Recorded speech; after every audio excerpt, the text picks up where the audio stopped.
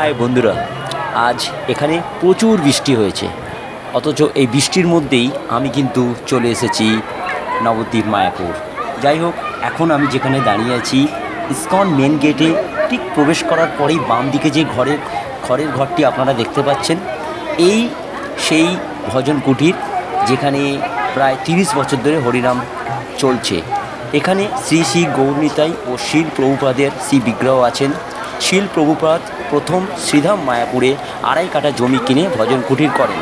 এখানে শিল প্রভুপাদ সহ ভক্তগণ থাকতেন এবং একপাশে শ্রী গৌরনিতাই পূজিত হতেন। পরবর্তীতে অন্যান্য ভবনগুলিও আস্তে আস্তে নির্মিত হয়।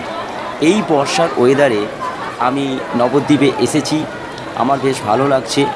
অথচ আকাশটা ভালোই পরিষ্কার ছিল, কিন্তু হঠাৎ করে এই যে সিচুয়েশনটা ক্রিয়েট হলো, চারিদিকে শুধু জল ভরে গেছে, প্রচণ্ড বৃষ্টি হয়েছে। যাই হোক, আমার ভালো লাগলো। আপনাদের কেমন লাগলো নিশ্চয়ই জানাবেন কিন্তু।